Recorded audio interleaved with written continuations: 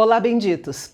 Se nós pudéssemos definir um tema central para este capítulo, seria a bondade de Deus. Por quê? Porque ela significa a misericórdia e o favor do Senhor para com aqueles que não são merecedores. E é isso que nós veremos no capítulo de hoje. O capítulo começa mostrando o desejo de Davi de honrar a Jonatas, o seu melhor amigo, que havia morrido na guerra contra os filisteus. Davi havia prometido, tanto a Saul quanto a Jonatas, que não exterminaria os seus descendentes quando ele se tornasse rei. Por isso, ele procurou saber se ainda havia algum parente do seu amigo a quem ele pudesse demonstrar a sua bondade.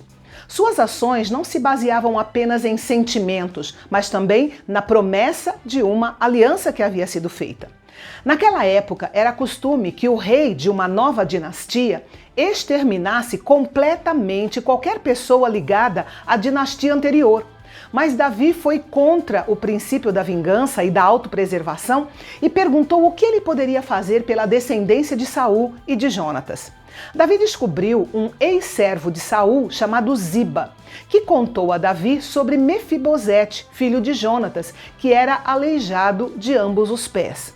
Só para a gente recordar aqui, Mefibosete tinha nascido perfeito, mas quando ele tinha 5 anos, com a chegada da notícia da morte de Saul e de Jonatas, o avô e o pai dele, a sua babá o pegou e fugiu às pressas.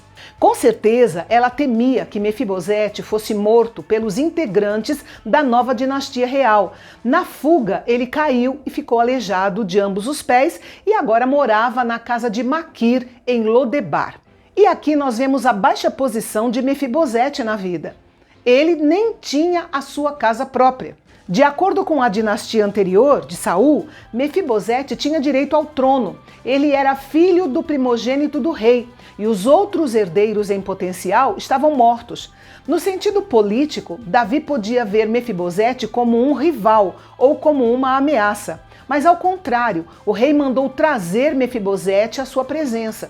O que será que passou pela mente de Mefibosete quando os mensageiros de Davi chegaram à sua porta com uma ordem para que ele comparecesse diante do rei?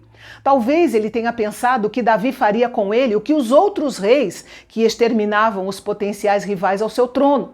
O fato é que alguém teve que ajudar o rapaz a chegar até o palácio, onde ele se prostrou com o rosto em terra e se inclinou, segundo o costume da época, o que deve ter sido bem difícil para um homem aleijado dos pés. O rei Davi chamou Mefibosete pelo nome e lhe garantiu no mesmo instante que não havia coisa alguma a temer. Em seguida, Davi o adotou extraoficialmente ao devolver-lhe as terras que seu pai, Jonatas, teria herdado do seu pai Saul e ao convidá-lo para mudar-se com sua família de Lodebar para Jerusalém para morar no palácio e comer à mesa do rei como um dos seus filhos. Mefibosete tinha um filho pequeno chamado Mica.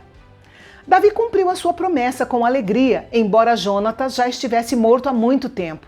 Ele foi contra todos os costumes ao mostrar tanta bondade a um herdeiro da antiga dinastia.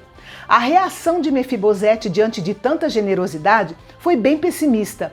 Ele se considerava um cão morto, ou seja, uma pessoa sem valor e insignificante. Mas Davi ignorou isso. Além das terras, Davi designou servos que trabalhariam nas terras para Mefibosete e lhe dariam os seus frutos. Ele ficou feliz e agradecido, principalmente por Davi não querer matá-lo. O que estava acontecendo ali era quase inacreditável.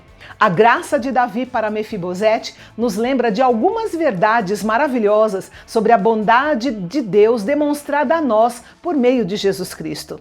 Nós estávamos como Mefibosete, escondidos, pobres, fracos, coxos e medrosos antes que o nosso rei nos chamasse. Estávamos separados do nosso rei porque não conhecíamos a ele, nem o seu amor por nós. A bondade do rei para conosco é baseada na sua aliança. O nosso rei nos devolveu aquilo que tínhamos direito. Hoje temos o privilégio de estar à sua mesa como filhos amados, desfrutando da comunhão com ele. A bondade de Davi para com Mefibosete também serve como um padrão para nós servirmos e ministrarmos aos outros.